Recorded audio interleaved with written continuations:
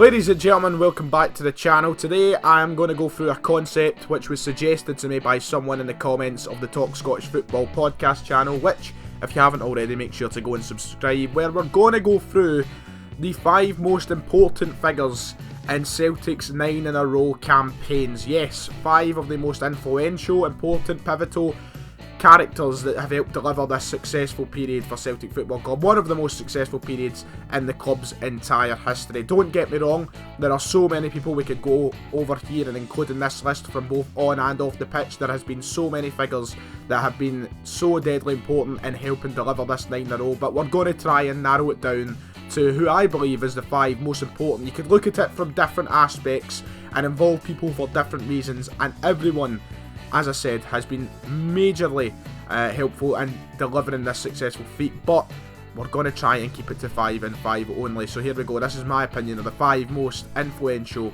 or the 5 most important figures in the 9 in a row campaigns. And at number 5, this may be controversial to some, but I feel like it's only right to include this man, and it's Peter Lawwell, the Chief Executive of Celtic Football Club. And yes, there has been a very big split opinion over the last 9 years whether the board have been the right people to be in charge of Celtic. There has been times where the fans together have kind of voiced their discontent towards the running of the club in certain situations, but if you look at the club in general, this has been a fantastically run club.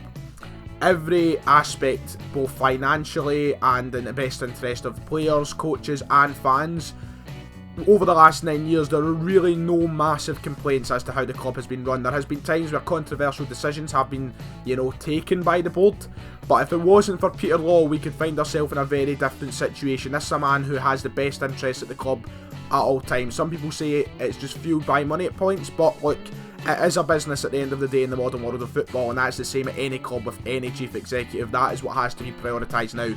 And if you look at the decisions as a business this man has taken, he has helped deliver some of the greatest feats in this club's recent history. The appointment of managers like Brendan Rodgers, which was the biggest contract ever handed out to a manager in Scottish football history, was huge. It was majorly important in the deliverance of a treble.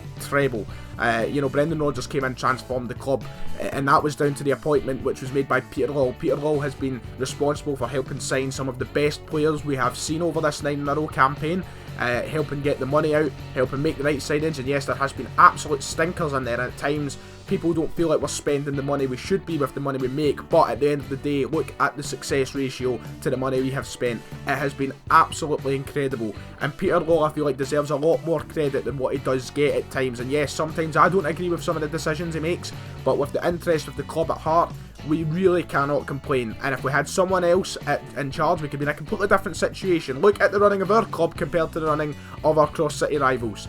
There is really a night and day complexion there, and I don't think we can underestimate that.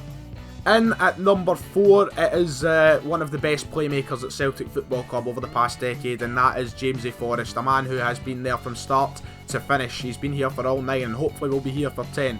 I say hopefully, he will be here for 10. This is a man who has grown so much as a player, and someone who once again has came through so much criticism from fans at certain points in this 9 in a row run, including myself. And has proven a lot of people wrong. His contribution, especially over the past 3-4 years, has been absolutely unbelievable. He's made almost 400 appearances in this run of the past decade, scoring 88 goals into the bargain. And he's been a player of the year. He's been, at a time, one of the most improved players of the years, and someone who is consistently on the team sheet because of how loyal he's been to Celtic Football Club and how important he's been to Celtic Football Club, both from a goal scoring and a goal making point of view. This is someone who, once again, cannot be underestimated. He is one of Celtic's kind of cult figures of the modern era, and the fact that he's been here through it all speaks volumes of his character, his personality, and how much Celtic Football Club does mean to him. I think if you took him out the squad, if he wasn't involved, there would be a noticeable difference. He's someone who, yes, as I said, has been at points someone will be like, get rid of him, there's no point in him being here, he's useless, too inconsistent. But if you look at the space of his 9-year career over this 9 in a row, he has been more important than not important. Someone who we cannot, take away the achievements that he's helped us get. A fantastic player, and a player who's still got so much to offer. 9 in a row for him has been, you know, as important as it is to us, a Celtic man through and through, and James Forrest is undoubtedly on this list. At number 3, once again, a very controversial opinion. I can already hear the comment section popping off, but it cannot be overlooked. Number 3 has to be Brendan Rodgers. Yes, I will absolutely agree with anyone over the fashion of his exit in the club. He left us at a time which was just unbelievable, of course blew up the world of Celtic fans, and now has left a bitter taste in everyone's mouth because of the way he did leave the club. But if you're talking about important figures during the last 9 years, I was stuck between this man and Big Ronnie Dyler, but Brendan Rodgers ultimately came in and transformed the club from head to toe. I will not sit here and say I'm happy with Brendan Rodgers and his departure, but what I will say is, if it wasn't for him, we have no idea how the following years after the Dyler departure would have went. You know, this was a period of time where Rangers were coming back, and yes, there wasn't a lot of fear, but they just beat us in the Scottish Cup semi-final. Players weren't looking their best, players weren't at their peak physical condition, and Rodgers came in and transformed many players' careers, turned players who were bit part into key men who cannot be left out the squad now, and he transformed the careers of many. He ultimately delivered a treble, then a double treble, and put us on a very steady path to a treble. Yes, I understand the bitterness towards Brendan Rodgers, but if you're talking about influential characters in this 9 in a row, this is a man who we cannot overlook. We don't know what it would have been like if we appointed someone else. Who knows? Would we have been going to 9? Probably. We are by far and miles the best team in Scotland still. But this man brought a new ideal, a new meaning, a new culture, it seems, to the club. And that is something that cannot go under the radar. It's someone who, yes, will probably always be in kind of a bad light with Celtic fans until there is some sort of kind of kiss and make up scenario, but we cannot take away the fact that he did help transform the club into a completely new sort of entity in itself. He also got us back to the Champions League. Cannot forget about that. At number 2, it's got to be the current manager, the man himself, Neil Francis Lennon, an absolute idol, a Celtic legend, it goes without saying. He's just an incredible man, and someone, once again, like many of the people on this list, has came through so much criticism, has came over so much to just solidify himself as an absolute hero to the Celtic world. He has, you know, started the 9 in a row, and he is probably going to finish it on 10 in a row if any sort of indication is to be believed.